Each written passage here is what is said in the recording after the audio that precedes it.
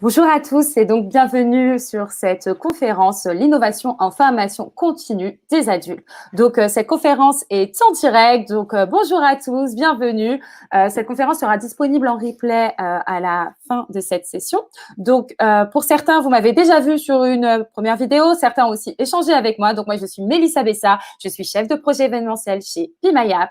Be My App, qu'est-ce que c'est? C'est une agence spécialisée dans le hackathon et depuis quelques mois, nous collaborons étroitement avec la région Normandie pour ce hackathon Apprendre autrement en Normandie. Donc, vous allez me voir très souvent, donc puisqu'on a pu collaborer sur la programmation de ce hackathon, mais aussi sur l'animation. Donc, je vous donnerai tous rendez-vous le 25 et 28 janvier et aussi le 2 février. Sans plus attendre, cette conférence porte vraiment sur la thématique de l'innovation en formation continue des adultes. Et donc, vous avez tous à droite de votre écran un petit chat. N'hésitez pas pendant la conférence à poser des questions sur ce sujet, si c'est des sujets qui concernent un peu plus l'organisation du hackathon ou autre.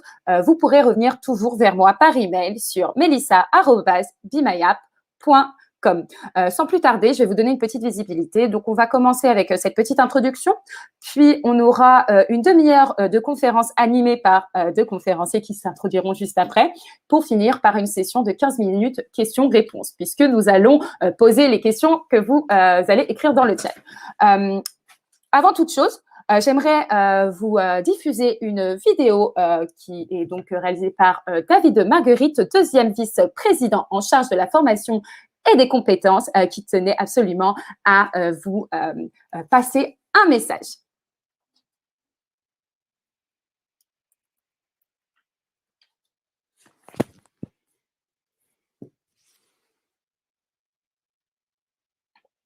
Bonjour à toutes et à tous.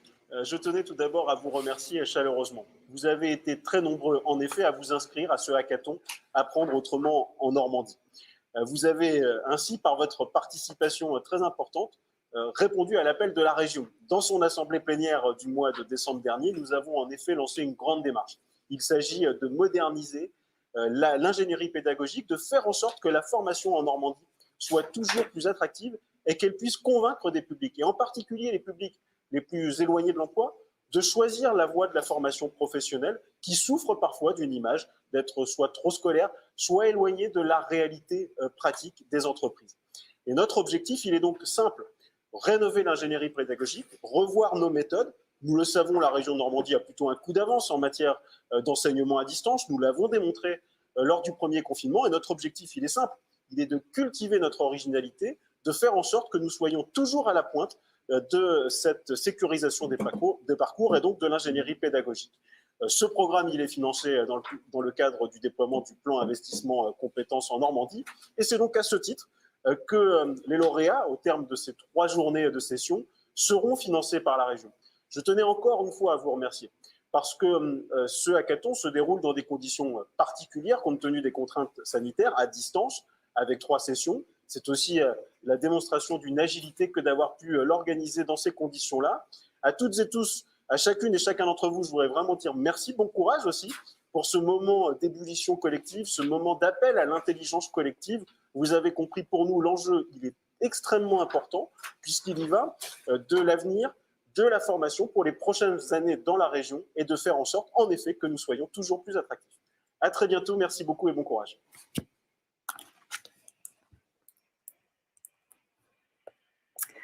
Donc voilà, et sans plus tarder, donc je vais inviter Hélène Lepezan à venir nous rejoindre sur cette conférence. Bonjour Hélène.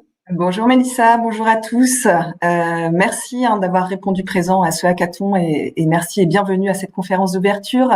La région Normandie vous propose une modalité assez inédite dans la façon de faire et le format proposé, un hackathon 100% en ligne pour inventer des solutions innovantes pédagogiques, pour faire évoluer nos dispositifs de formation, les rendre encore plus efficaces et plus attractifs. Nous avons choisi la modalité hackathon, voilà, à savoir une sorte de compétition entre 12 équipes composées à peu près de 7 personnes avec des profils bien différents. Donc, dans chaque équipe, nous avons fait en sorte d'avoir des responsables de formation, des formateurs, des conseillers en évolution professionnelle, des ingénieurs pédagogiques, des futurs professionnels aussi, et puis des apprenants, quelques demandeurs d'emploi. Donc là, nous avons encore quelques désistements, donc on compose encore les équipes, mais en tout cas, voilà, vous êtes aussi tous normands, normalement, dans la sélection. Donc vous allez pendant 3 demi-journées plancher sur les 7 challenges, à nous proposer du coup des solutions innovantes, inexistantes, et vous serez accompagnés pendant tout ce hackathon par des coachs. Il y aura un coach par équipe, quelques mentors, experts, voilà, de la pédagogie, experts de projets innovants. Il y aura 4 équipes lauréates, donc on est parti sur ce principe-là. Et comme le disait David Marguerite dans la vidéo précédente, certains projets, les projets seront financés, mais ça, on vous en dira un peu plus à la clôture de l'événement. Ce hackathon, pour nous aussi, est à la fois un événement fédérateur, qui permet de mobiliser l'intelligence collective, mais aussi, moi, je le vois un peu comme une action de professionnalisation. C'est-à-dire que les techniques d'animation proposées, issues un peu du design thinking, peuvent être utilisées et adaptées en situation de formation. Le hackathon peut être aussi une modalité d'évaluation dans des dispositifs de formation. Voilà, j'imagine qu'on peut on peut détourner l'usage du hackathon, mais voilà, c'est aussi un côté innovant de la façon de faire. Alors, avant de vous lancer dans la phase d'idéation, nous avons souhaité vous proposer une conférence d'ouverture, et je suis très heureuse d'accueillir 2 spécialistes de l'innovation en formation d'adultes pour introduire ce hackathon, Dorothée Canivigno-Bro et Denis Christol. Donc Dorothée, qui est cofondatrice de l'association du cercle APE Apprendre autrement, apprendre ensemble, et du Festival de l'apprendre. Elle est actuellement chargée de cours à l'Université de Paris-Nanterre et ingénieure de formation au sein d'une université d'entreprise. Dans le cadre de ses recherches, elle s'intéresse particulièrement à la professionnalisation digitale de l'ingénierie pédagogique. Et puis, nous avons aussi Denis Christol, chercheur invité au CREF Paris-Nanterre et directeur de l'innovation et de la pédagogie de l'Association pour le progrès du management. Et je crois qu'il a aussi été directeur de l'ingénierie de formation au CNFPT pendant quelques années. Voilà, il est assez passionné par la formation d'adultes et a déjà sorti pas mal d'ouvrages, une vingtaine d'ouvrages en management, leadership et pédagogie. Donc, ces 2 chercheurs invités vont vous présenter, vous apporter des éléments de définition. Qu'est-ce que l'innovation en formation? Voilà, vous présenter un modèle d'innovation aussi, présenter des exemples de projets innovants, notamment l'Université de l'innovation à Cluny, et aussi des innovations pédagogiques dans le cadre du cercle APE, et vous inspirer, j'espère, en vous présentant 10 critères d'innovation en formation. Donc voilà, avant de passer la parole à Denis Christol et Dorothée Cavigno, voilà, je tenais aussi à remercier Christophe Jourdain, l'équipe de Be My App, et puis la direction, les agents de la direction de la formation tout au long de la vie de la région Normandie, qui nous ont aidés dans l'organisation, dans la conception de ce hackathon. Et je vous souhaite à tous, du coup, un bon hackathon. Merci Hélène. Merci. Je vais partager mon écran. Bon, on ne vous voit pas, mais on est avec vous. On ne sait pas combien vous êtes, mais c'est un plaisir. Alors, c'est parti. Donc, est-ce que vous voyez bien mon écran? Oui, on voit bien. Et vous m'entendez également? Moi, je t'entends. Ok. Je regarde du côté du chat. J'imagine que tout va bien. 66 personnes sont présentes, nous dit Mélissa. Donc, bonjour à tous. Bonjour à tous et à toutes. Donc, bienvenue dans cette conférence pour vous lancer dans ce hackathon. On aimerait quand même faire connaissance avec vous, même si on est à distance. On est très heureux d'être là dans le cadre du Festival de l'apprendre, copiloté par le cercle APE. Et on vous propose de nous... Alors, on voit vos prénoms finalement dans le chat, donc c'est peut-être pas la peine de le redire, mais peut-être partager avec nous une passion, la passion qui vous anime dans votre quotidien. Ça nous permettra de mieux vous connaître. Donc, je vous laisse renseigner cette passion dans le chat et puis on va les découvrir au fur et à mesure. de leur apparition.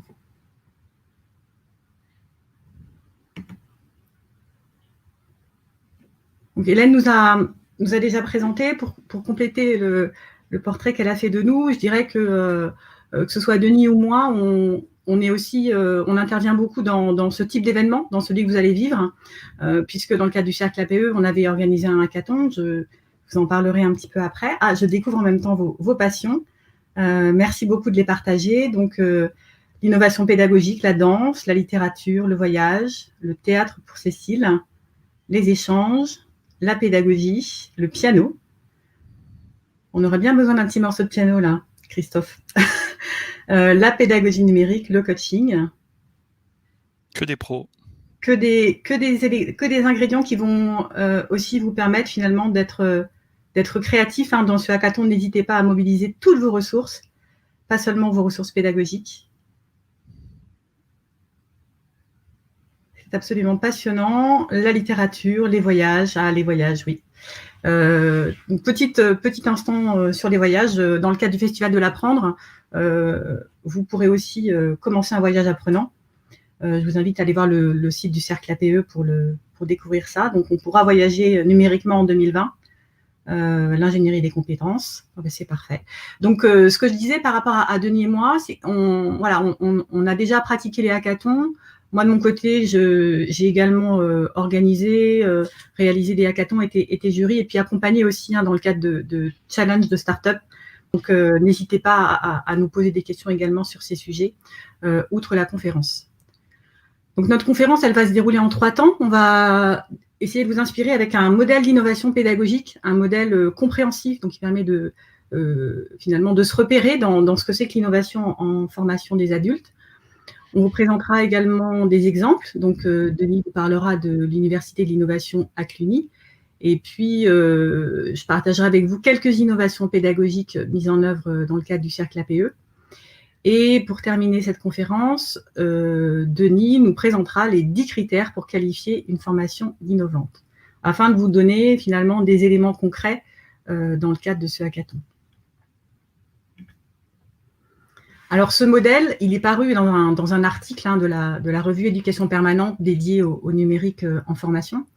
En fait, il vous permet d'aborder l'innovation pédagogique et andragogique à travers 4 dimensions. Donc, la dimension technologie, la dimension sociale, la dimension identitaire et la dimension axiologique. Je vais aller plus loin dans le détail de ces 4 dimensions et donc vous le présenter de manière plus détaillée. Donc, ce modèle, en fait, c'est 4 éléments, 4 points d'entrée pour travailler la manière dont vous allez répondre aux 7 challenges qui vous sont proposés. Vous pouvez soit travailler les 4 dimensions en parallèle, selon les sujets sur lesquels vous serez, soit finalement entrer par une dimension et puis progressivement finalement boucler, être dans une approche un peu circulaire pour voir comment les réponses aux challenges qui vous sont proposés dans ce hackathon permettent de répondre à ces 4 dimensions. Donc, la dimension technologique, donc, elle parle bien sûr des technologies, mais elle parle également des usages, c'est-à-dire comment, dans l'approche que vous allez proposer, vous intégrez à la fois les outils, mais comment ces outils sont utilisés, mis en œuvre concrètement par vos utilisateurs. Les utilisateurs étant, bien entendu, les apprenants, mais également les animateurs et les formateurs. Ce sont tous vos acteurs dans l'utilisation des technologies dans le cadre de formation continue. La deuxième dimension, c'est la dimension sociale. Alors, qu'est-ce qu'on met derrière cette dimension sociale et d'innovation d'usage? Donc, vous verrez, les 4 dimensions s'interpénètrent. Elles ne vivent pas de manière isolée. Donc là, c'est comment finalement les usages ne sont pas des usages individuels, mais travaillent la dimension transversale des usages. Et comment l'apprentissage par les pairs, la collaboration, tout ce qui relève de la dimension sociale de l'innovation est pris en compte dans votre proposition. Outre cette dimension de collaboration, de coopération et d'apprendre par et avec les autres, on a également la dimension identitaire. Alors, qu'est-ce qu'on entend derrière l'identité? c'est finalement questionner, que ce soit pour vos animateurs, formateurs ou vos apprenants, finalement, quel est leur rapport au savoir. Donc, j'ai vu dans les challenges qui vous seront proposés, ben voilà, on parle de certains publics, donc comment leur histoire de la formation, de l'apprentissage peut affecter aujourd'hui leur manière d'approcher la formation et comment vous pouvez y répondre. Donc, cette dimension identitaire, en fait, elle questionne ça, elle questionne l'histoire, qu'est-ce qu'on a vécu dans la construction de soi par rapport aux autres aussi, mais elle questionne aussi la professionnalité, c'est-à-dire comment je me positionne ou en tant que formateur ou en tant qu'apprenant aujourd'hui dans mon métier ou mon futur métier. Donc, voilà, c'est la troisième dimension que vous propose ce modèle. Et enfin, la quatrième dimension, donc là, on entre dans quelque chose qui est plus méta, on va dire, c'est la dimension axiologique. Cette dimension, en fait, elle va chercher les valeurs, les systèmes de valeurs qui sont derrière ce que produit cette innovation. Donc, ça peut être des valeurs partagées ou non, ça peut être aussi ce qu'on appelle dans le jargon de la recherche l'épistémologie, c'est-à-dire qu'est-ce qui fonde nos démarches en termes de croyances très ancrées et en termes de valeurs personnelles et partagées. Donc voilà comment fonctionne ce modèle TIA. Donc voilà, comme je vous disais tout à l'heure, soit il peut vous servir aussi à la fin, au moment d'étape de votre production, de voir voilà, est-ce que j'adresse bien ces 4 dimensions, comment elles sont prises en compte dans l'innovation que je produis. Voilà. Donc n'hésitez pas, si vous avez des questions-réponses dans le chat, à nous les partager sur ce modèle TIA. Et je passe donc la parole à Denis, qui va partager avec nous un exemple concret d'innovation. Un exemple concret d'innovation, c'est l'Université de l'innovation à Cluny. Donc, comme il a été rappelé, j'ai été directeur de l'ingénierie des dispositifs de formation au CNFPT. Et il y a environ 6 ans, on avait à monter un événement un peu traditionnel sur l'innovation. Et donc, on commençait à recruter des experts en innovation, les mettre dans des postures de conférenciers et les personnes à écouter ce qui se racontait. Et on était sur un site magnifique, qui est le site de Cluny, l'abbaye de Cluny. Et on a senti, avec l'équipe présente, puisqu'on innove toujours en collectif, c'est vraiment un point très important, on a senti avec l'équipe présente que ça répondait pas exactement aux attentes des participants qui voulaient s'impliquer plus. Donc la dernière journée, on a créé ce qu'on a appelé des accélérateurs de projets, selon une méthode qu'on avait observée chez SOL France, Society of Organizational Learning, qui est une association internationale, une sorte d'incubateur de projets qui permet d'aller plus vite. Et on a improvisé quelque part ces accélérateurs. Et ça a très bien marché, et c'était un des points forts de cette université. Donc l'année d'après, on s'est dit, on va essayer d'aller plus loin et plus fort. Et donc on a fait un appel à défis, on a appelé ça des défis territoriaux, et on a recruté près de 250 personnes, et ils ont travaillé sur des défis territoriaux, une quinzaine de défis territoriaux. Et on s'est formé au passage au co-design, également aux méthodes de créativité, et puis à la facilitation en groupe. Et ça a encore été un énorme succès. Donc on a décidé d'étendre. Et donc on a augmenté le nombre de sites et le nombre de participants. Et là, cette fois-ci, on a eu plus de 1000 participants et plus d'une centaine de projets. Et puis l'année d'après, on a encore poursuivi et on a eu plus de 2200 participants et à nouveau près de 150 projets. Ce que je veux vous dire à travers ça, c'est que ce qui était au départ une petite idée de dire on va essayer de sortir de l'ordinaire, on y a mis plusieurs ingrédients forts pour que l'innovation prenne. Tout d'abord, on a passé beaucoup de temps à dialoguer avec les participants pour les écouter. Donc, on a travaillé à développer ce qu'on appelle la maîtrise d'usage, c'est-à-dire écouter l'usager. Très, très, très important. Si vous deviez retenir qu'une seule chose de l'innovation, c'est écouter l'usager. C'est vraiment la base. À partir de là, on a créé des équipes et ces équipes se sont professionnalisées. Donc, il y a un côté autopoïèse, hein, c'est-à-dire que l'équipe se constitue, s'auto-forme, est aidée pour apprendre du design graphique, du co-design, de la facilitation, des techniques pour traiter des prototypes et des idées. Donc, ces équipes ont été créées dans une dynamique. On a mis en place un site numérique pour aider à ces équipes à se structurer.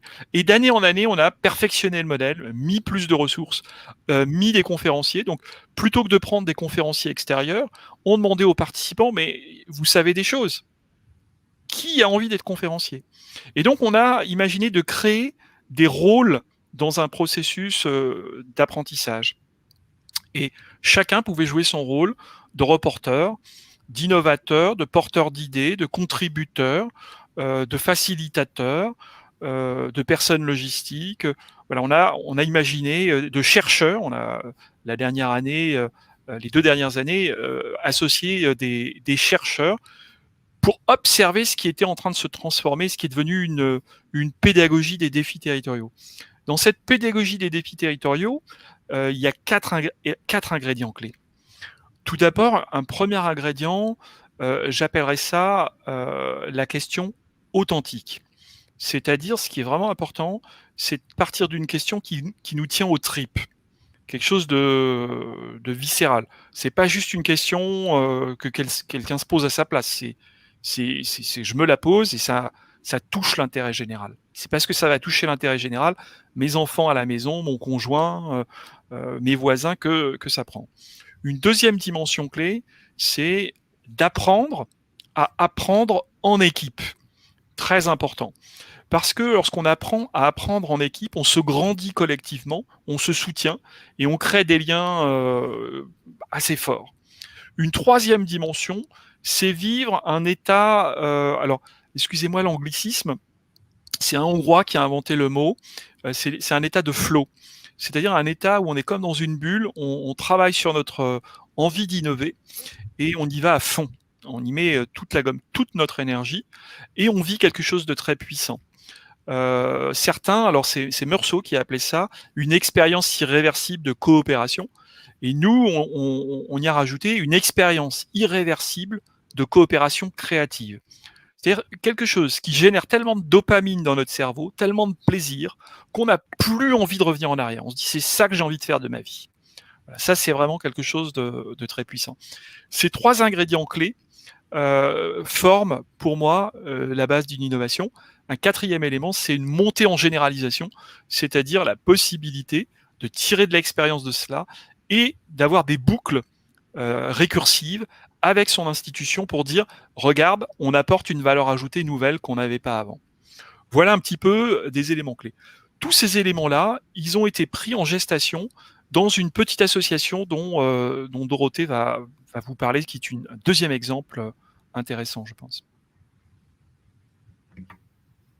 Voilà, donc le cercle APE dont on a un petit peu parlé en introduction, qui est une association qui a émergé en 2015 à l'occasion d'un hackathon, justement, un peu comme vous, mais plutôt en amont.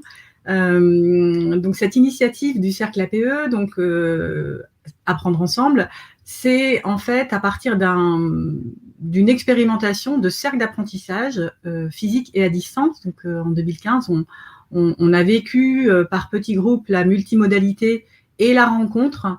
Denis le disait juste avant, hein, vous avez un ingrédient clé là dans votre hackathon, c'est la rencontre que vous allez faire les uns avec les autres et la diversité de vos équipes. Donc ce cercle APE, il est né de rencontres de personnes qui partageaient justement des questions puissantes et d'intérêt général, qui étaient comment créer du commun autour de l'apprentissage. Après cette première expérimentation de cercles ouverts en petits groupes qui interagissaient les uns avec les autres, l'association s'est constituée. Donc, elle a été cofondée avec Denis et Jocelyne Turpin et puis d'autres personnes qui, je crois, participent à ce hackathon, se reconnaîtront. Et donc, on a organisé un hackathon en 2017 qui s'appelait Apprendre ensemble de 3 à 99 ans à l'heure du digital.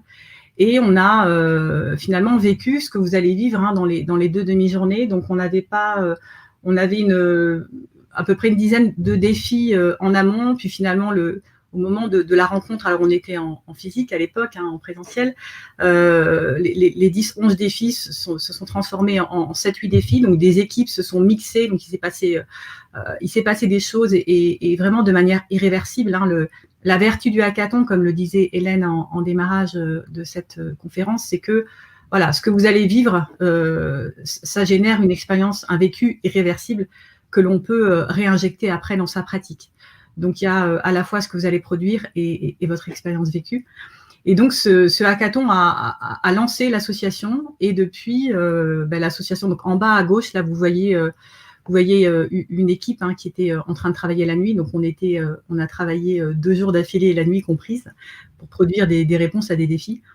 Et grâce à ça, grâce à ce hackathon, le cercle APE a finalement commencé à engager des formes d'innovation collective et commune, donc avec un forum ouvert, un World Café, et donc le Festival de l'Apprendre, qui est organisé depuis l'an dernier et qui est notamment piloté par Jean van der Spelden et Anna Vetter, et donc qui coordonne tous les événements qui vont avoir lieu à partir un peu avant le 24 et après, le 24 janvier étant la journée internationale de l'éducation.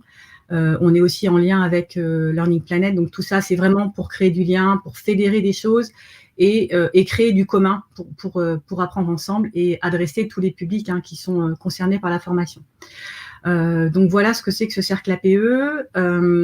Sur les manières de faire du cercle APE, on suit aussi ce que vous allez vivre dans ce hackathon, c'est de tester, d'expérimenter. Je l'ai pas abordé dans le modèle SIA, mais un ingrédient aussi essentiel pour innover, c'est aussi de s'autoriser à se tromper, de s'autoriser à penser différemment et de voir comment ces pensées différentes vont finalement se rencontrer et produire encore autre chose. Donc, je vous invite à être attentif à cette dimension-là, à cette dimension d'interaction et de différence que vous allez vivre dans la production. Donc, le rythme, il est assez dense. Pour celles et ceux qui vont découvrir les hackathons, on est dans le flow que décrivait Denis juste avant. Et donc, expérimenter, se tromper et prototyper. Donc, le prototypage, il est, on va dire, c'est une forme de passage pour donner forme à votre projet. Donc, j'ai vu tout à l'heure dans les passions, quelqu'un qui a dit qu'elle aimait travailler avec ses mains. Donc là, vous serez à distance, donc à voir comment vous allez pouvoir prototyper et vous autoriser aussi à utiliser vos mains, dessiner, maqueter. Voilà, n'hésitez pas à aller jusqu'au bout de l'expérimentation lors de ce hackathon pour vivre cette expérience irréversible d'apprentissage ensemble. Voilà ce que je voulais vous dire sur le cercle APE, et je propose donc à Denis de partager avec vous des éléments concrets qui vous permettront d'avancer dans votre projet d'innovation. Alors, l'idée là, c'est une proposition. C'est 10 critères d'innovation qu'on a réfléchi après plusieurs éléments, plusieurs lecture et expérimentation. Un premier critère, c'est l'idée d'être une entreprise ou une école capacitante plutôt que formatrice. Donc la capacitation, c'est quelque chose qui a été développé par Amartya Sen, qui est un prix Nobel d'économie indien, et qui exprime le pouvoir effectif d'utiliser une ressource, un savoir, une situation, un contexte pour pouvoir agir. C'est pas simplement un pouvoir théorique, c'est je peux le faire, je le fais. Et ça, c'est un des premiers critères. Donc l'innovation, elle doit nous rendre capables d'agir. Je passe au deuxième ? Ouais. Ok. Le deuxième, c'est l'inclusion des non-publics. Souvent, on parle des adoptants précoces, et puis on dit bah voilà, ils sont en avance, ils sont en pointe, ils sont tendance. Quand on est innovant, c'est qu'on s'intéresse aussi aux non-publics. Et je dirais que c'est d'autant plus important dans la fonction publique, les gens qui n'ont pas accès aux droits, les gens qui n'ont pas accès à la formation, pour tout un tas de raisons. Donc, inclusion des non-publics. Le troisième élément, je dirais, c'est l'ouverture et l'hospitalité des idées. Donc, dans votre hackathon, vous allez avoir des tas d'idées qui vont foisonner dans tous les sens. Faut les fertiliser, il faut les féconder mutuellement. C'est l'idée de dire, mais c'est génial, j'y avais pas pensé. Et c'est comme ça que vont naître les plus grandes utopies. Donc, ne pas hésiter à viser la Lune. Hein, au pire, vous tombez dans les étoiles. Donc, allez-y, ayez un maximum d'idées, soyez hospitaliers pour les idées des autres. Un quatrième critère d'innovation qui est proposé, il y en a peut-être plein d'autres, hein, je vous en cite 10, mais c'est l'interdisciplinarité et la multiplicité des angles. Un des éléments qui nous a marqué avec Dorothée lorsqu'on a vécu le hackathon du Cercle APE, c'est de voir toute le mélange qu'il y a entre des cadres dirigeants, des employés, des spécialistes des RH, des financiers, des étudiants. On a même eu des élèves de 3e technologie qui venaient faire une interview dans ce hackathon, donc c'était vraiment un grand moment. Donc c'est ce mélange des angles qui amène des questions ingénues, c'est très sympa, très extraordinaire. Donc n'hésitez pas à venir avec vos enfants si possible, ça peut apporter un peu de peps dans le truc. Même vos chats hein, sur l'écran, vous pouvez y aller. Le cinquième, donc je parlais de mélange des publics, c'est la sérendipité. Hein. La sérendipité, c'est la rencontre du hasard et des esprits préparés. Donc, il faut se préparer quand même un peu sur un hackathon. On n'y va pas simplement en pure créativité. Donc, se préparer à son sujet, j'espère que vous l'avez fait, pas réinventer l'eau tiède. Et puis, ne pas hésiter à aller avec ceux qu'on connaît pas ou qu'on connaît moins. Donc, vous allez peut-être être dans des espaces séparés, des bulles numériques séparées les uns des autres. N'hésitez pas à faire des sauts et aller voir les autres groupes, hein, taper l'incruste dans leur visio et leurs vidéos, comme on aurait fait en présentiel. Hein. Allez voir ce qui se passe à côté, piller les idées. Un sixième critère, c'est peut-être plus difficile, c'est le changement des finalités. Hein. Dans le modèle TIA qu'a présenté Dorothée, il y a cette idée d'une innovation axiologique. C'est pas la peine de faire ce qui existe déjà, ça a déjà été fait. Donc peut-être faire des choses nouvelles. Et notamment, se poser la question comment apprendre pour la communauté plutôt que seulement pour soi. C'est vraiment le monde du co auquel je vous invite à réfléchir, du coopératif, du coopétitif, de la communication, de la coopération, de la collaboration, tout le monde du co-design, de la co-construction. Allez-y, pensez communauté plutôt que simplement pour soi. C'est vraiment l'air du temps. Alors, la logique, c'est aussi de penser en matière de pédagogie, de formation, d'andragogie, en matière de savoir stock, en matière de savoir flux, pardon, plutôt que de savoir stock. Traditionnellement, depuis l'université de Von Bonn, on a disciplinarisé, voire discipliné les savoirs, et on les a mis chacun dans des cases. Et on n'en sort pas. Et on cumule de plus en plus de savoir, de plus en plus de précision. Donc on devient des experts de la montre, voire de la petite aiguille, et on oublie la question du temps qui est beaucoup plus globale et qui passe. Donc aujourd'hui, je vous invite plutôt à regarder en savoir flux, c'est-à-dire que la connaissance, elle devient de plus en plus difficile à acquérir pour un individu. Il y a des masses de données, on parle d'infobésité. Donc c'est comment penser des dispositifs d'apprentissage qui reposent sur l'intelligence des participants plutôt que simplement de la transmission de contenu. Je nous invite aussi à avoir une posture orientée vers la projection de soi dans le futur. On s'est beaucoup appuyé dans les deux expériences qu'on vous a présentées avec Dorothée, que ce soit l'Université d'innovation ou le hackathon du Cercle APE, mais pas que le Cercle APE, pas que des hackathons, on fait tout un tas d'expérimentations. On ne refait jamais deux fois la même chose. Donc, il y a un côté où on lâche prise et un côté où on laisse advenir. Et cette balance-là, du lâcher prise et du laisser advenir, est possible à partir du moment où on fait confiance dans le futur. Donc, c'est un peu le principe du déséquilibre dynamique propre à la marche. On a un pied levé, on va le poser quelque part, on ne sait pas où, mais ça va nous emmener plus loin. Et au fur et à mesure qu'on avance, eh bien, cette projection de soi dans le futur, elle s'actualise. Il y a un spécialiste qui s'appelle Francisco Varela qui parle d'énaction, c'est-à-dire qu'on expérience notre monde au fur et à mesure qu'on le fait. Et donc l'expérience d'un hackathon et de la fabrication d'idées nouvelles, c'est aussi, on prototype, on ne sait pas bien ce que ça va donner, mais on le fait. Et ce faisant, le rapport de la main à l'objet, de l'objet à la main, crée des nouvelles idées, donc nous aide à nous projeter et à être imaginatif et de créer des choses auxquelles on n'aurait pas du tout pensé. Donc se laisser aller et à se projeter dans le futur. Une autre chose que je peux vous conseiller, c'est de vous poser des questions. Il y a un exercice que j'adore faire qui est le dialogue de questions ouvertes. À un moment donné, quand vous sentez qu'il y a trop de conseils, tu devrais faire comme ci, on devrait faire comme ça, mettez-vous par deux et faites-vous des dialogues de questions ouvertes. Pas fermées, hein, des questions ouvertes. Et vous faites du tac au tac, question ouverte à question ouverte. Ça ouvre l'esprit, ça adoucit la relation, c'est un exercice fantastique que je vous propose de faire pour votre hackathon, et ça amène à des contenus évolutifs extrêmement puissants. Et puis, une dernière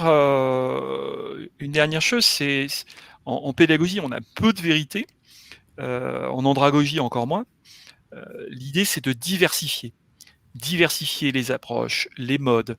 On vous a dit qu'il fallait que vous appreniez devant votre ordinateur, désobéissez, sortez de votre appartement, allez dans la rue, interrogez des usagers avec le masque et les gestes barrières, bien sûr. Mais trouvez des façons d'enfreindre les règles, les propositions. Essayez de trouver des idées qui sont complètement décalées, sans aucune limite. Voilà 10 principes ou 10 critères d'innovation que je soumets à votre sagacité. Alors, il y en a peut-être un 11e, un 12e, un 13e. Certains sont peut-être des évidences et je vous prie de m'en excuser. Mais c'est vraiment quelques guides, quelques pistes pour vous aider à oser apprendre ensemble. Voilà. Alors, je sais pas, on a peut-être un peu de temps pour échanger, pour répondre. On a mis des ressources avec Dorothée. Voilà. Alors, il y en a une. C'est vraiment pour l'effort en anglais. Hein. C'est un bouquin qu'on a écrit. Alors, on est très fiers avec Dorothée. Grâce à Dorothée, son réseau international, on a écrit un chapitre d'un bouquin avec les meilleures universités américaines sur le participatory design et co-design. Et on a appris en écrivant ce chapitre que le design scandinave datait des années 70 et il était basé sur les citoyens et les usagers. C'est pas que le design d'objets qu'on veut nous vendre à tout prix. Vous trouverez le Cercle APE, qui est une association dont le taux de cotisation est très élevé, puisque c'est le temps que vous y consacrez. C'est très gratuit et on apprend avec les autres et selon son initiative. Vous trouverez le site de l'Université d'innovation du CNFPT, qui a une masse de ressources colossales. Et puis, j'ai mis mon blog parce que j'ai créé mon blog il y a 10 ans et ça s'appelait Apprendre autrement, comme votre événement. Donc, ça me semblait pas mal. J'y écris depuis 10 ans un billet tous les matins. C'est une bonne gymnastique aussi d'innovation que de faire de la veille continue. Peut-être y a-t-il des questions à se poser ou voilà. Donc nous on est friands des questions que vous voudrez bien nous poser, bien sûr. Je sais pas si Christophe Oui, vous m'entendez? On entend. Très bien. Merci beaucoup Dorothée, merci Denis. Il y a pas mal d'échanges dans le chat et quelques questions en effet. Alors je vais commencer peut-être par des questions assez techniques. Quelqu'un pose la question, c'est est-ce que vous pouvez revenir sur l'inclusion des noms publics? Qu'est-ce que vous entendez par là? Les noms publics, c'est les gens qu'on ne voit pas, auxquels on ne pense pas, qui ne sont pas dans les statistiques. Vous êtes service public, donc la question c'est vraiment de s'intéresser à tout le monde. c'est vrai qu'actuellement, on a un taux d'équipement d'ordinateurs, de téléphones portables, de smartphones, c'est plus de 95%. Bah, les non publics, c'est les 5%. C'est-à-dire ceux-là, là, sur une population de 67 millions d'individus, 5%, ça représente quand même du monde. C'est près de 3 millions de personnes. Donc ça, c'est potentiellement des gens qu'on oublie. Et le service public, ça les oublie pas. Donc, c'est de garder en tête l'universalité du service public. Je pense que c'est très important. Et donc, c'est ça. Alors, dans les non publics, il y a aussi les générations futures qu'on peut avoir en tête. Et actuellement, dans notre petite association, moi, je participe aussi au Cercle APE avec Dorothée, on a en tête la planète, c'est-à-dire elle s'exprime pas mais elle souffre, donc qu'est-ce qu'on fait aussi pour ça? Donc c'est peut-être tout simplement pour se préoccuper de ce non-public, de se poser des questions. Est-ce que les minorités absolues, on y pense quand même un peu? Les générations futures, est-ce qu'on y pense un peu? Notre planète, est-ce qu'on y pense un peu aussi? Voilà, et je crois que vous avez la technique des personas qui est prévue dans votre hackathon. Donc, pour travailler sur ces personas, ce qui peut être bien, notamment comme vous les segmentez, c'est d'aller à la rencontre, en fonction de vos possibilités, bien évidemment, des personnes qui seraient dans ces noms publics, avant, après, au milieu du hackathon. Vous pouvez aussi utiliser votre empathie pour vous projeter finalement dans ce que peuvent vivre ces personnes quand vous allez faire des parcours utilisateurs. Je crois qu'il y avait ça aussi dans la méthodologie. Donc voilà, mobiliser tout ce qui est dans vos capacités pour ne pas les oublier. Et puis, comme disait Denis, penser même à ceux auxquels on ne pensait pas. Et l'intelligence collective permet aussi ça, permet de mieux inclure. Voilà, même si c'est pas toujours aisé, et on le voit nous dans le cas du cercle APE, puisque notre objectif c'est vraiment ça, c'est d'aller chercher ceux qui ne sont pas dans le cercle. Et donc voilà, on n'a pas de solution toute faite, donc déjà d'y penser et de trouver des leviers, ça peut être aussi une des réponses aux propositions du hackathon, pourquoi pas. On serait très preneurs, nous n'hésitez pas, on est sur les réseaux sociaux, Denis et moi, à continuer les échanges, à partager comment vous avez utilisé les modèles, les propositions, ça nous intéresse vraiment beaucoup. Je pense que c'est réciproque. Parce que je pense que la démarche que vous avez expliquée est vraiment très, très intéressante. Pour revenir sur quelques questions aussi qui sont arrivées enfin là sur le chat, il y a que pensez-vous je vais peut-être regrouper deux questions d'ailleurs, que pensez-vous de l'injonction à se former? Et peut-être une question qui s'en rapproche sur l'innovation dans un cadre restreint. Est-ce qu'on peut innover dans un cadre restreint, un cahier des charges d'action de formation? Qu'est-ce qu'on peut imaginer? Je veux bien répondre à la première, puis Dorothée, tu complètes si tu veux. L'injonction à se former, alors Dorothée et moi, on est dans une équipe de recherche qui s'appelle Apprenance. Et en fait, pour nous, il y a un changement de paradigme de la formation vers l'apprenance. Dans ce changement de paradigme, l'injonction de se former, c'est l'injonction de suivre les formations réglementaires, légales, organisées par des institutions. Alors que le désir d'apprendre, c'est l'apprenance dont on parle, ça dépasse cela. Donc vous pouvez très bien pousser et stigmatiser des populations en disant si tu es mieux formé, à ce moment-là, ça ira bien pour toi. Et donc ça, c'est tout le risque adéquationniste des politiques formation, où depuis des dizaines et des dizaines d'années, on dit il nous manque des caristes ou des plombiers, donc on va faire des cursus caristes et plombiers, puis on s'aperçoit que ça marche pas systématiquement. Parce que il y a une toute petite équation, mais pour que quelqu'un forme une autre personne, il faut que l'autre personne elle ait envie d'apprendre. Et si elle n'a pas envie d'apprendre, ça marche pas. Donc voilà, l'injonction à se former, grande prudence. Je vois plutôt nos métiers évoluer vers des métiers de facilitation, d'accompagnement, de soutien, d'étayage des environnements pour que ça devienne de véritables milieux où les personnes se sentent en capacité, je reprends le terme de capacitation, pour apprendre d'une certaine façon. Et je crois que c'est aussi pensé dans les défis qui vous sont lancés, puisque un des moyens d'approcher l'apprenance et d'aller vers l'apprenance et de penser tout ce qu'il y a autour de la formation, c'est ce qui se passe avant, ce qui se passe après, dans vos équipes. Hélène disait tout à l'heure qu'il y avait aussi des conseillers en évolution professionnelle. Tous ces ingrédients-là permettent finalement de dépasser ce clivage entre apprenance, formation. Puis, voilà, on est à un stade aujourd'hui où on peut penser autrement et on peut avancer par rapport à cette erreur fondamentale de croire que parce qu'on se forme, on sait. Et voilà. Et je pense que les défis que vous ont proposés vous donnent des moyens, en tout cas, pour adresser cette question de l'injonction à se former. Alors, peut-on innover dans un cadre restreint de formation?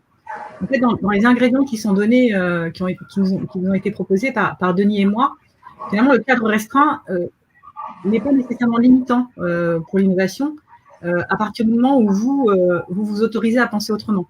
Vous vous autorisez à aller voir les utilisateurs, à aller voir ce qui se fait ailleurs, à sortir de cette contrainte pour éventuellement y revenir. Après, ça dépend. Toutes ces logiques de co-construction, de co-conception, elles prennent du temps. C'est un élément qu'on n'a pas abordé. Donc, le cadre restreint, si tout est restreint, le cahier des charges, le temps, effectivement, on peut arriver dans une impossibilité, dans un handicap de conversion, si on reprend la thématique des capacité, qui fait qu'on ne pourra pas innover. Mais voilà, j'ai pas assez de détails par rapport à la situation de Frédéric. Mais commencer par s'autoriser et aller voir ailleurs, aller voir comment font les autres, ça peut être un moyen d'innover même dans un cadre restreint, sous réserve du contexte général. Et peut-être faut-il aussi s'autoriser, et peut-être qu'on vous l'autorisera, et c'est peut-être le cas du hackathon, de casser un peu les cadres, c'est-à-dire se dire finalement, les cadres, on les fait évoluer, enfin nous institutions, je dirais que les cadres, on les fait évoluer, et l'idée c'est de se servir aussi de ces hackathons et de toutes les idées qui peuvent en sortir pour faire évoluer, je dirais, les cahiers des charges, les cadres, les manières d'acheter de la formation, etc. Si je rebondis, avant de peut-être passer à d'autres questions, si je rebondis sur vraiment, je dirais, vraiment ce qui m'a passionné, tout est passionnant dans ce que vous dites, et on boit tout avec grand plaisir, mais je trouve que vous mettez du fond et de la forme. C'est-à-dire que j'ai l'impression que via toutes les actions qu'on a pu mettre en œuvre en Normandie jusqu'à maintenant, on a incité les organismes de formation à inventer, à innover sur pas des formes justement, sur des fonds de formation ou sur des technologies liées à la formation. Peut-être que là, ce hackathon-là, il faut en profiter aussi pour se dire je vais créer quelque chose pendant les deux, je vais créer une nouvelle idée finalement pendant les deux ou trois demi-journées qui sont consacrées, mais il faudrait que ça perdure finalement dans le temps pour imaginer aussi d'autres manières, d'autres manières en fait de penser la pédagogie. On pense souvent, on dit mais comment est-ce qu'on met en place de l'agilité, comment est-ce qu'on met en place du design thinking, etc. Finalement dans la pédagogie. Ce sera peut-être l'occasion de dire, ce sera peut-être le projet qui va durer un an et demi après, qui sera monté, qui sera organisé autour de ces nouvelles manières de faire. Voilà. Est-ce que passionnant dans l'histoire dans ce que vous dites sur les laboratoires finalement j'ai presque envie de dire à ciel ouvert, mais aussi sur le temps, où il faut imaginer les choses, où il ne s'agit pas d'imaginer quelque chose en 2 jours qui soit complètement complet, mais qui soit une ébauche de quelque chose et qu'on va continuer et qu'on va rendre agile et qu'on va améliorer tout au long du processus de construction même du projet. Oui, il y a un sociologue qui s'appelle Norbert Alter qui parle d'innovation ordinaire. Et en fait, c'est de l'innovation au quotidien. L'innovation, ce n'est jamais qu'apporter du neuf dans un système. Mais en andragogie ou en pédagogie, on recycle souvent des vieilles idées. On fait du bricolage. On prend des choses et on les adapte. Et là où ça peut être innovant, et c'est le plus difficile, c'est ce qu'on décrivait dans le modèle SIA comme de l'innovation axiologique, c'est-à-dire changer des sens d'apprentissage. C'est des innovations identitaires, c'est-à-dire considérer les autres différemment. D'où l'importance de la maîtrise d'usage, d'où l'importance de sortir de son bureau et d'aller rencontrer les usagers. Donc, ne serait-ce que de faire l'expérience, d'aller voir des personnes d'un bureau à côté, ou d'aller dans la rue, n'importe où, mais de sortir voilà, de bouger son cerveau avec ses jambes et puis de voir le monde différemment. Et là, on se rafraîchit. Donc, on peut tout à fait se donner, même si c'est un hackathon numérique, la possibilité de bouger, d'aller sentir le monde.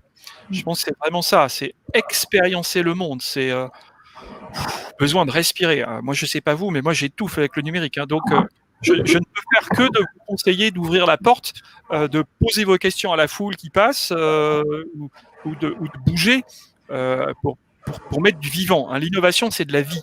C'est du nouveau dans un système, c'est du vivant, c'est de créer des écosystèmes différents, c'est de donner envie aux autres aussi en matière de pédagogie.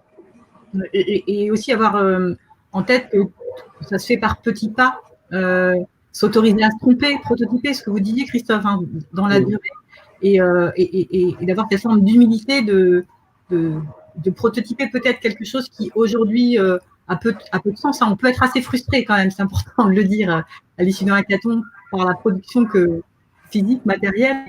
En fait, c'est beaucoup plus que ça. Et on ne se sent pas toujours à l'issue des 2 jeux. C'est important par rapport à comment vous vous sentirez au moment de vos pitchs. Sachez que le processus dans lequel vous rentrez à travers un hackathon, c'est un processus qui dure. Voilà. C'est ça. Il faut peut-être le voir comme ça. Nous avions fait un hackathon en 2017 et sur lequel on avait prototypé des idées, mais qui sont arrêtées là. Je pense que là, il faut vraiment voir ce hackathon comme le début de quelque chose. Et qui, alors je reprends ce que dit Corinne dans le chat, il faut casser les codes, y compris les codes de financement. Peut-être que ça nous amènera aussi à casser les codes de financement des projets.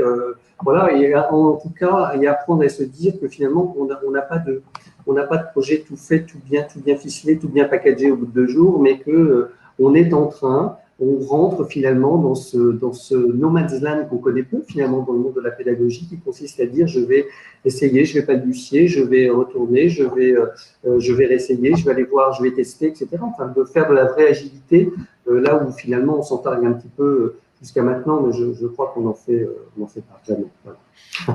On a en pédagogie un mantra, pour reprendre le terme hindou, là où c'est une espèce de prière qu'on répète à l'infini. Il dit toute formation, c'est un objectif, un contenu, un formateur, une salle, alors maintenant une plateforme, et ça, c'est ça la formation.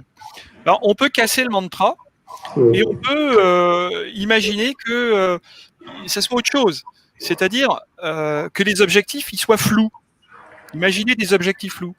Imaginez que les objectifs soient posés par les participants eux-mêmes, plutôt que par des formateurs experts. Imaginez qu'il n'y ait pas d'objectif du tout.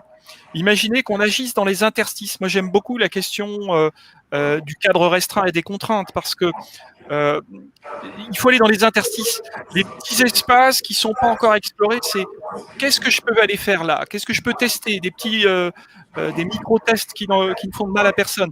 Donc c'est aussi ça d'innover, c'est d'utiliser les marges de manœuvre ou les conquérir, tester des micro-choses qui vont permettre de bouger. Et puis, par rapport à votre hackathon de 2017, pour moi, les idées, elles sont compostables. Elles sont toujours réutilisables. On est dans de la permaculture humaine. On reprend des idées, puis on va les retravailler, et puis on va les replanter. Vous voyez, donc c'est pas grave si ces idées elles sont perdues. Elles vont ressortir à un moment donné. C'est le proverbe mexicain qui dit ils ont voulu m'enterrer, ils ont oublié que j'étais une graine. Bravo.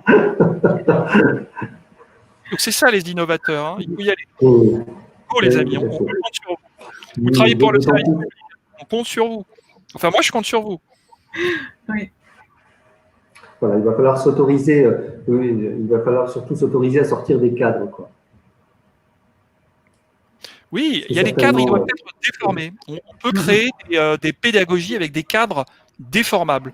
Autoriser les apprenants à déformer les cadres. Teacher, voilà.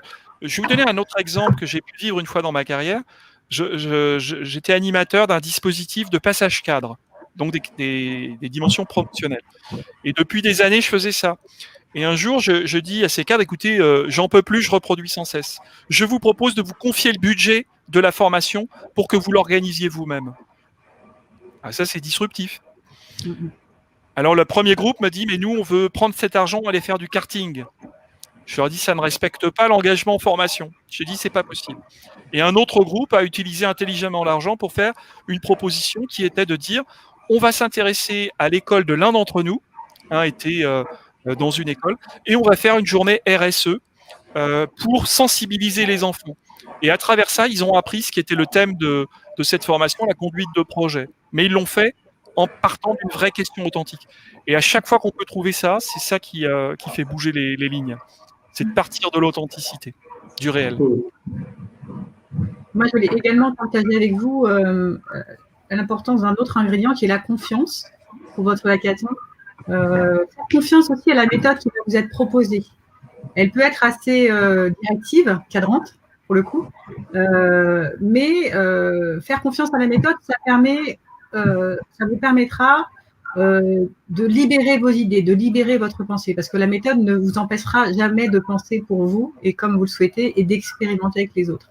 Mais voilà, mais la confiance dans la méthode du hackathon, c'est aussi un élément important pour avancer dans ce qui va vous être proposé.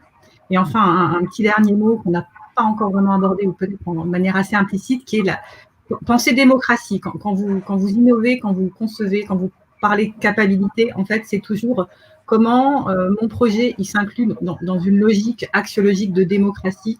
Ça peut aussi vous donner voilà, un angle de vue large pour avancer dans vos projets.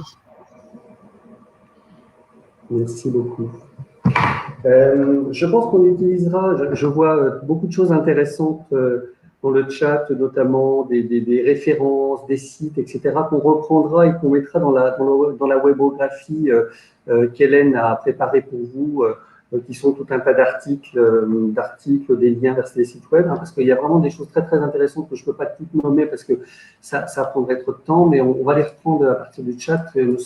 Bon, je dis un grand merci à Catherine, notamment, qui l'alimente de manière très importante et qui nous donne tout un tas d'idées sur à la fois des questions, mais aussi des réponses sur des concepts, sur des concepts, des manières de voir l'innovation. Voilà, merci beaucoup. Super. Je vois une question, la quid des financeurs qui parfois ne comprennent rien en pédagogie et prennent peur quand on essaie de sortir du cadre. C'est une vraie question. Alors, il ne faut pas les prendre comme des ennemis. S'ils sont financeurs, c'est que c'est des gens sérieux et on a besoin d'eux pour que les innovateurs qui partent dans tous les sens aient un cadre, justement. Par contre, on peut essayer de leur faire tester des petites choses. On peut essayer de les faire bouger doucement. Moi, j'ai testé ça, par exemple, quand je travaillais au CNFPT, mettre une musique de fond. Ça n'a l'air de rien, mais vous savez, la musique adoucit les mœurs. Bon, eh bien, je leur mettais ça, et puis je testais une petite pratique pédagogique très insignifiante, mais je faisais bouger un peu les choses. Mais il ne faut pas leur faire des cours d'innovation, ils détestent ça. J'ai fait une conférence à l'ENA, je peux vous assurer qu'il ne faut pas faire des cours d'innovation, je ne ferai plus ça. Il faut juste mettre les personnes en situation d'expérimenter des choses, et si ça leur plaît, ils le font, ils dupliquent. Si ça leur plaît pas, ça n'est pas grave. Donc des petites choses, ça vaut mieux que de prendre l'autre comme un incompétent ou quelqu'un qui veut pas. L'expérience, c'est la meilleure solution. Et pour compléter, parce que moi, pour le coup, je travaille chez un financeur, parce que je travaille à la région Normandie, on a aussi, il faut comprendre que nous aussi, on a des cadres qui sont finalement extrêmement restreints. Et du coup, on nous demande parfois de faire innover les organismes de formation, d'ouvrir les cadres, mais nous-mêmes, nous sommes dans des cadres restreints. Donc, comme dit Denis, c'est peut-être par des petites touches comme ça qu'on peut arriver finalement nous aussi à faire bouger les cadres. Voilà, je dis pas qu'on comprend tout, hein, et qu'on voilà, mais par contre, il faut y aller par petites touches parce qu'on a énormément d'injonctions juridiques, on a énormément d'injonctions de procédures, on a énormément d'injonctions dans tous les sens, et même nous parfois on se dit qu'est-ce qu'on peut financer, qu'est-ce qu'on peut pas financer, qu'est-ce qu'on a le droit, où est-ce qu'on va, est-ce que c'est de notre ressort, est-ce que c'est du ressort des OPCO, etc., etc. On est dans, le marché, le monde de l'information est un monde extrêmement normé en France, ce qui est voilà, et on est obligé de faire avec aussi. Donc, on essaye d'avoir des petites grappes comme ça, où, comme dit Denis ou Dorothée, on essaie de temps en temps d'agir, de faire des choses un petit peu différentes. Hein, mais voilà, mais ça veut dire qu'il faut aussi venir nous voir et puis nous proposer, être proposant. Ceci étant, Christophe, vous avez au ministère, hein, vous avez à Bercy des spécialistes des financements innovants. Et là, ils sont très peu connus, pas assez connus dans la fonction publique. Et là, il faut y aller, il faut aller les chercher. Et là, vous avez la possibilité de vous affranchir de cahiers des charges, de procédures et de choses, hein, quand vous avez des motifs d'innovation qui sont bien argumentés. Et c'est tout à fait possible de faire des choses extraordinaires, qui sortent de l'ordinaire. Hein. C'est croissant au beurre, hein, vous pouvez y aller. Bien, Denis, merci, c'est noté. Allez à Bercy chercher des sous, vous verrez, il y en a. Voilà, c'est ça, c'est ce qu'on va faire. Pour innover en formation, il y en a. Vous en trouverez. Alors, merci beaucoup. Hein, cette conférence arrive à sa fin. Je tenais vraiment à vous remercier, Dorothée et Denis, pour votre intervention qui a été très appréciée dans le chat. On a eu énormément de questions intéressantes sur le sujet et je pense que vous les avez aussi orientées sur la meilleure des pistes pour poursuivre, en tout cas, sur ce hackathon avec toute cette méthodologie de création, en tout cas, de solutions et de vraiment commencer très large pour arriver à un peu plus restreint et vraiment taper dans le mille. On a eu une super production, je vous laisserai aller regarder dans le chat, de Stéphanie qui a un peu dessiné et pris des notes sur cette conférence, donc l'innovation en formation continue des adultes. Je ne vous spoil pas plus, allez la voir, c'est vraiment génial. Merci encore Stéphanie. Merci beaucoup aussi Christophe pour l'animation de cette superbe session de questions-réponses. Merci aussi à Hélène qui nous a déjà quitté, mais je pense qu'elle suit cette conférence en direct. Merci déjà aussi à tous les participants. Je vous donne rendez-vous à tous le 25 janvier après-midi pour la première demi-journée de session de hackathon. Vous serez donc accompagnés de vos coachs et des mentors. Je vous dis à très bientôt. Cette vidéo est disponible dans quelques minutes en replay. Vous pouvez la regarder jusqu'à la fin du hackathon. Et si vous avez ne serait-ce qu'une question, n'hésitez pas à aller de m'envoyer un petit email à melissa@pemyapp.com. Et merci Mélissa pour le PEPS. C'est gentil, merci beaucoup. Merci à vous. Merci, au revoir à tous et à toutes. Bon hackathon. Bon hackathon, régalez-vous. Prenez du plaisir. C'est ça. Si vous pouvez. Sinon, donnez du plaisir. On en fera un gros gâteau et on le partagera avec vous. Volontiers. Volontiers. Je passe, sans problème. Au revoir, à bientôt.